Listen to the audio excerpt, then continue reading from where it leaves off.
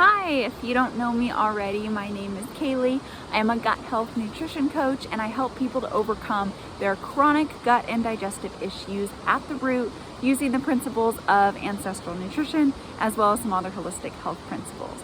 And in today's video, I'm going to be talking about why you should not fear animal fats and how saturated fat and cholesterol does not clog your arteries, cause heart disease, or any of the health problems that it has been criticized of causing. So basically, animal fat is so important for your health, and it's very important for healing your gut, which is what I talk about most of the time on this channel. So this is a very giant limiting belief that a lot of people have that is hindering their healing process. And it is deeply ingrained in society, and I'm going to go over why that is, how that came to be, why so many people think it is bad for you, why it's been caused, or why it's been called the cause of heart disease, and why it's most definitely not the cause of heart disease and clogged arteries and all the illnesses that fall under cardiovascular diseases. So let's see. So the main lies about fat that are just commonly pushed are saturated fat and cholesterol clogs your arteries, that animal fats in general are bad, and that vegetable oils are the heart healthy oils. They are absolutely not. I'm going to get into that as well. Just could not be further from the truth. So that's what I'm going to talk about today. And before we get too far into this video, I do want to let you guys know I have a couple of spots open in my program, Ancestral Gut Healing, right now. So if you are interested in getting help with healing your gut, identifying the root causes of your gut issues, having a dietary and lifestyle routine put together for you to help you heal those at the root and to just really maximize your gut and overall health, then stick around to the end of the video and I'll talk more about my program then. So back to the video. So basically I'm going to go over where the idea that animal fats are bad and plant or seed fats are good came from, what its major flaws are, how we know animal fats are absolutely okay, and not just okay, but wonderful for you. The benefits of saturated fat and cholesterol. I don't know if you've heard that before, but there are massive benefits of them. And then I'm going to talk about the best fats to consume. So let's see, where did this idea that saturated fat and cholesterol is bad for you come from in the first place? So the main part it came from was from a doctor called Ancel Keys.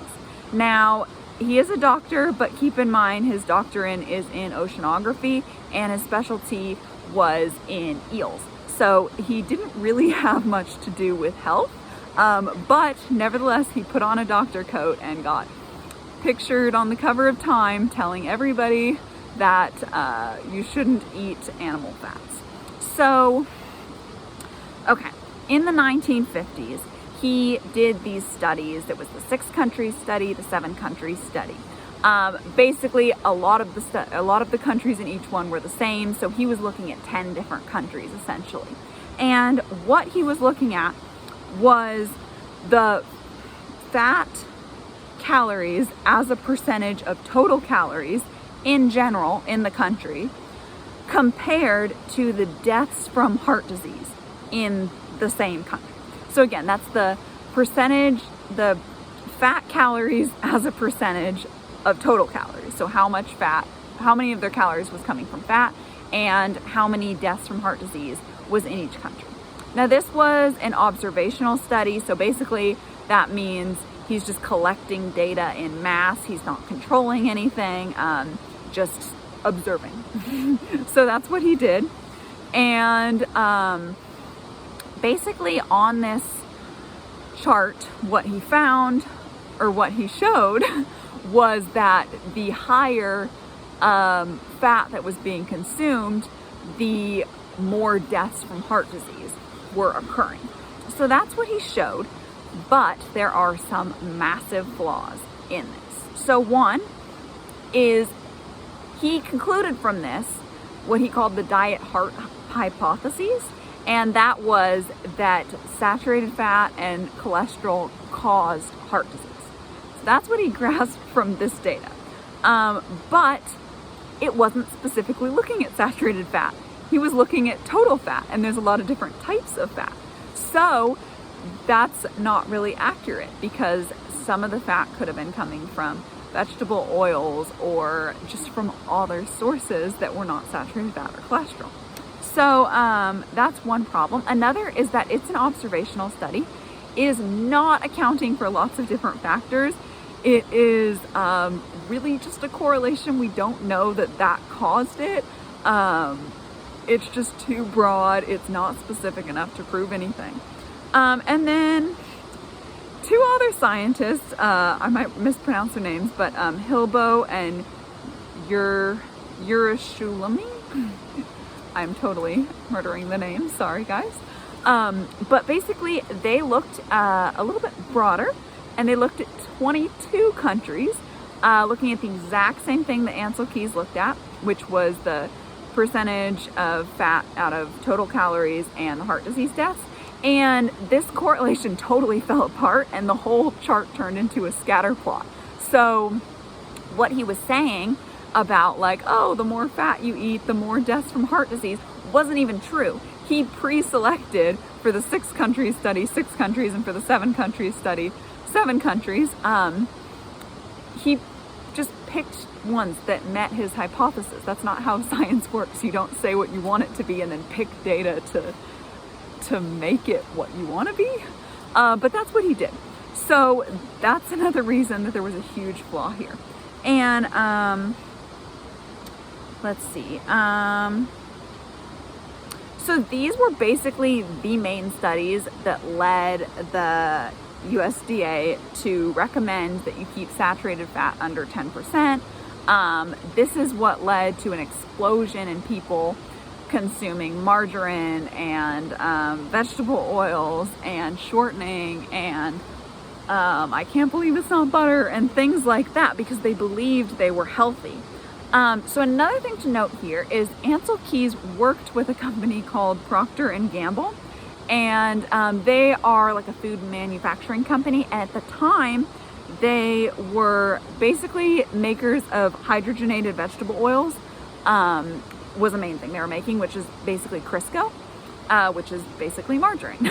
So anyway, Ansel Keys was kind of a good like face for this. He was a doctor, and you know, never mind, he specialized in eels. We'll just put him out here as this expert on health. But anyway, so he helped to facilitate this relationship between Procter & Gamble and the American Heart Association. And Procter & Gamble ended up throwing like this fundraiser or something and raising $1.7 million for the American Heart Association. And essentially just kind of paid them off to say that animal fat was bad for you and caused heart disease, and that margarine and Crisco and hydrogenated oils and all these things were so much better for you. So no invested interest there at all. But what do you know? Crisco sales skyrocketed in the 1960s, and animal fat sales dropped drastically. So they benefited from it quite a bit. Who would have ever guessed? And then I want to note, in further studies that Ansel Keys did, he used, what did he do? He used margarine in these experiments. So he was trying to prove his theory even more. And basically he would use margarine, and then he would say that he used butter. So that again is just horrible scientific method right off the bat. Using one thing and saying it's another thing is just dumb. So anyway, he was probably just trying to get it to prove him right. And he said that it did prove him right, but obviously that doesn't prove anything. So let's see. Okay, so yeah, basically this whole demonization of animal fat, and this is the main thing that kind of pushed that whole mainstream narrative, because then you have, you know, that Time magazine article coming out where Ansel Keys is saying, oh no, like saturated fat causes heart disease. And then you have the American Heart Association saying this causes heart disease. A lot of people are following them. It influenced the USDA, and they started putting out their dietary recommendations.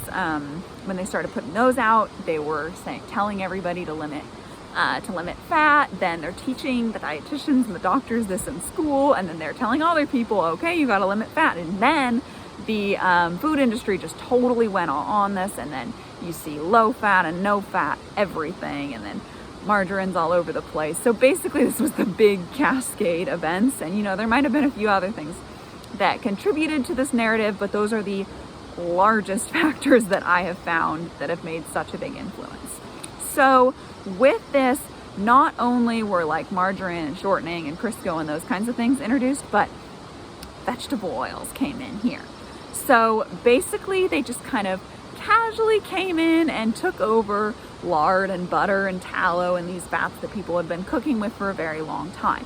And nobody really thought that much about them, or a lot of people didn't think much about it. It was just, oh, this is unhealthy, this is healthy, this is what we'll have. But there wasn't a lot of studies on it, and it turned out to be pretty bad. But, oh yeah, one theory just said that animal fats are solid in room temperature, so they must be solid in your arteries and causing osteosclerosis, which is when you have clogged arteries, and therefore heart attacks and stuff, which is horrible, horrible science again. Our fat does not float around freely in our arteries. That is not how it works. There's these things called lipoproteins, which basically hold the fat and bring it around. It's not free floating. And again, that is just a massive assumption. So the kind of follow-up assumption was, oh, well, vegetable oils are liquid at room temperature, so they must be liquid in our body and not clog our arteries. So that was another very dumb science thing that came out of all of this. And let's see, I will get into vegetable oils and what my gigantic beef with them is, why you should not consume them, and why they are horrible, and why they're the ones that are actually responsible for heart disease. I will make a whole video on that and share it next week. So if you're watching this right after I put it out, be sure to look out for that video next week. And if you're watching it a little bit in the future, I will have linked that video down below so you can watch it if you want to learn more about vegetable oils. But basically I want to circle around back to animal fats now. So I just went over what happened to make people fear them so much, but I know that that alone isn't always enough to make you feel comfortable eating them again. So I want to emphasize some big reasons why I think animal fats are so obviously an excellent fat for us. So one is people have eaten them for hundreds of thousands of years. And if you're like, well, how do you know that? Well, it's pretty obvious, because if you are outside and you look around at what you can eat here in this climate, I could eat deer, I could eat pigs, I could eat quails, I could eat squirrels, turkeys are around here, avocados grow here. Some plants are going to grow around here too, but basically think about it like you're living out here. You have access to a lot of animals. We are omnivores. We've been omnivores for a very long time. You're going to eat the animal fat while you eat the animals. It's pretty obvious that we're going to eat animal fat and have been for a long time. So there's that.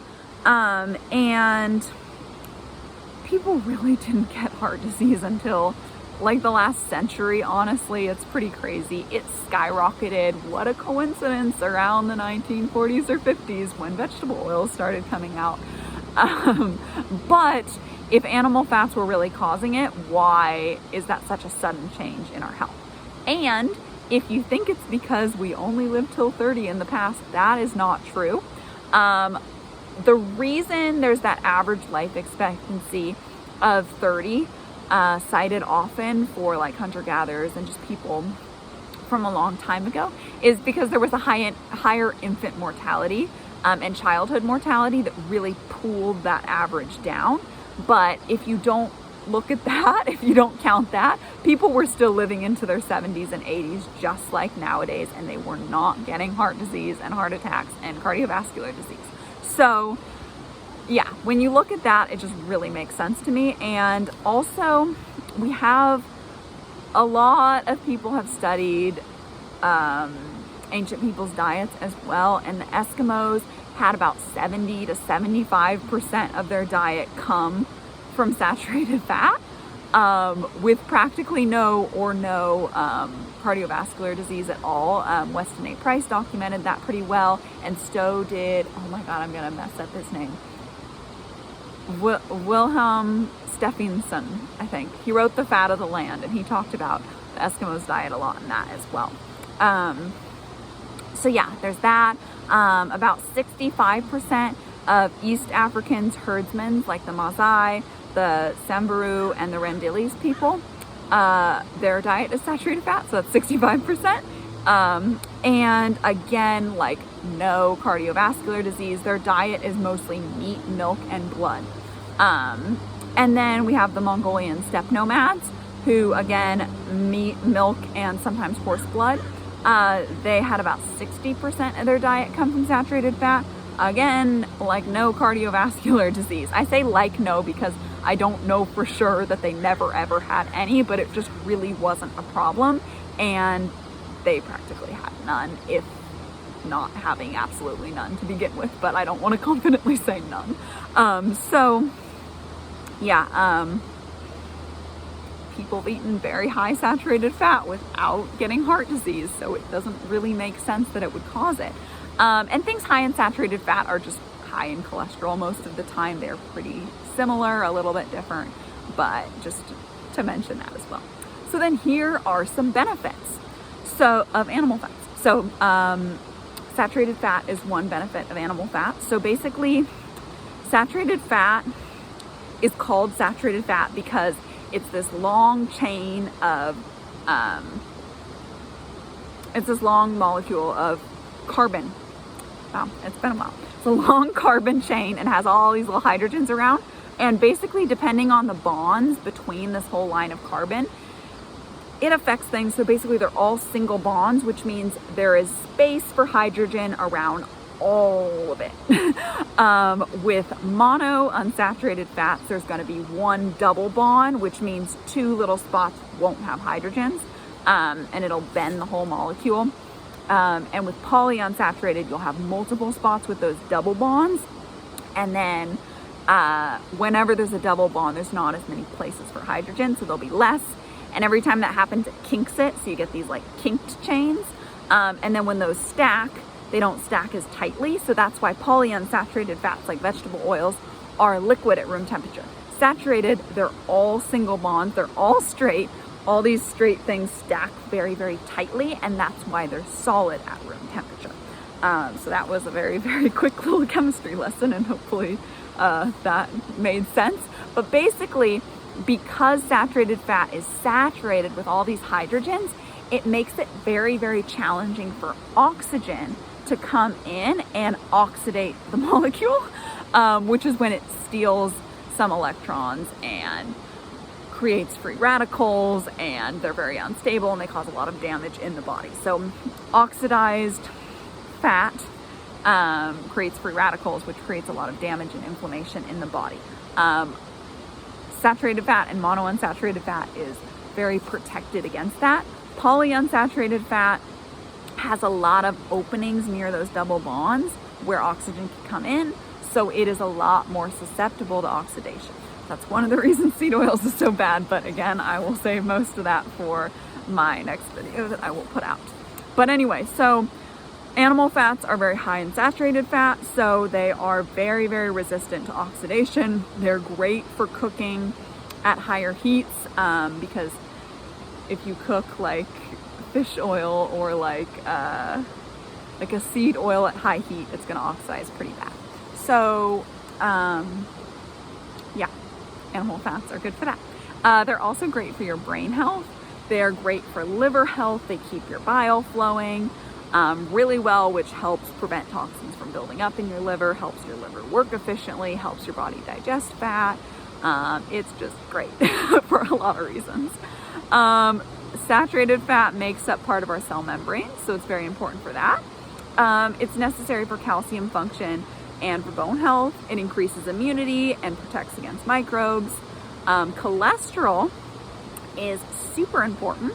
It is a precursor to hormones like estrogen, testosterone, progesterone, cortisol, DHEA, and lots of other ones, mainly steroid hormones, what they're called, or sex hormones. So it is super, super important for your health and fertility. Little side story here, I had what's called amenorrhea, which is basically just no period, for 2.5 years. And the vast majority of that time I was on a vegan diet. The very beginning, I was vegetarian, pretty close to vegan, and very hungry, and I had really bad digestive issues. And basically, once I reintroduced some animal foods, I had cheese and eggs and dairy again. 1 month later, I got my period back. So I believe that I was definitely very deficient in cholesterol, which is so important for estrogen and progesterone, and that keeps the cycle going. So I just wanted to mention that there. Also, cholesterol is an antioxidant, so it prevents oxidation. It also repairs your arteries. So if you are getting some damage in your arteries, if the walls are getting damaged, or you're starting to get some buildup, cholesterol will actually go in there and try to fix it for you. So it's a very kind molecule. It's also the main ingredient in our bile, which I mentioned earlier. So that's very important for fat digestion. Another benefit of animal fats in general is that they are very rich in fat-soluble vitamins. Makes sense, right? So vitamins A, E, D, and K, which are all very important. They're important for fertility, bone health, eyesight, immunity, and so much more. Those are really rich in animal fats, and also they have to be in fat to be like transported and absorbed, all that kind of stuff. Just healthy fats in general, and animal fats are healthy fat, provide energy, they aid nerve function, they provide insulation and padding for our organs, and they nourish your skin, hair, and nails. So very, very important. So yeah, basically the best fats to consume are gonna be meat, eggs, seafood, butter, lard, tallow. Butter, lard, and tallow are my go-tos for cooking. Basically, you can save a lot of these yourself. If you cook bacon a lot like I do, I always save the fat from it. So technically that is lard, but I usually just call it bacon fat. It's the same thing. And then I use that to cook things all the time throughout the day. So I actually never really buy animal fat because I'm always saving mine from my bacon. And also I'll buy big hunks of top sirloin and cut that up sometimes. And then I will render the fat that came on that into tallow and use that for cooking as well. So those are awesome. Ghee is great as well. I just prefer the taste of butter personally, so I use butter more, but both are excellent. If you're a little sensitive to dairy, ghee can be better. Let's see. Yeah, those are gonna be the best fats to consume. There are some plant fats that are still okay. You can do coconut oil, you can do coconut milk, avocados are good. A good quality extra virgin olive oil is good. Avocado oil is good if you get a good one, but a lot of them are contaminated with seed oils. So it's kind of a gamble sometimes. But yeah, in general, animal fats are going to be the best fat to consume. So I know that is something that might be a little bit like weird to hear after hearing the opposite for so long. And I know that it's something to get used to. I've done a lot of research to develop this confidence and this belief that animal fats are most definitely the healthiest fats for you. And I hope this video helped you to understand that, because like I said at the beginning, it's really, really important that you understand how important animal fat is for you, because it is so crucial for healing your gut. Fats are going to provide a lot of nutrients. They're really nice and easy on your digestion. They don't have any anti-nutrients or any gut harming materials in them. They're very soothing and energizing, and they're just so important for healing. But another important part for healing is your mindset. So you have to really believe what you're eating is good for you. So if you are trying to eat like a giant steak and like butter and you don't think it's good for you, it won't be as good for you as if compared to if you believed it was. Our minds have a really powerful influence on our bodies. So it's really good that you actually feel confident that animal fats are good for you. So I hope this video did that for you. I mentioned at the beginning that I have some space open in my program right now. So if you are interested in getting help to heal your gut and digestive issues, so if you have something like IBS, Crohn's disease, ulcerative colitis, autoimmune diseases, food intolerances, hormonal issues, constipation, diarrhea, anything like that, that is what I specialize in helping people with. So if you want somebody to help you to figure out the root cause of your issues specifically and lay out a plan for you to heal and guide you through that, let you know what foods to eat, what foods to avoid, kind of like this video, and just walk you through the healing process so that you can fully overcome those issues and you can be energized and not be weighed down by that burden of constipation, diarrhea, bloating, whatever it is you're going through. It is a big burden and it gets in the way of your life. So if you don't want to deal with that anymore and you want some help and you want to learn more about what I offer in my program, Ancestral Gut Healing, I would love to tell you more. You can go ahead and book a call with me if you want to learn more. This is a free call just to hear a little bit more about what's going on with you. I will tell you more about my program. We can see if it's a good fit and then proceed from there. So if that's something you're interested in, I will link that link below where you can book a call with me. And yeah, I hope I get a chance to talk to you.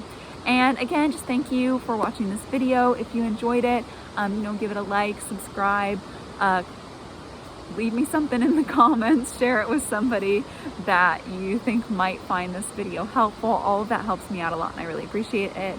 And I will see you next week for the video all about how bad vegetable oils are. I'm really excited for that one because I don't like vegetable oils and I want more people to know how bad they are for you. So make sure you stay tuned for that one, or if this is way in the future, I'll have that linked below. Anyway, bye.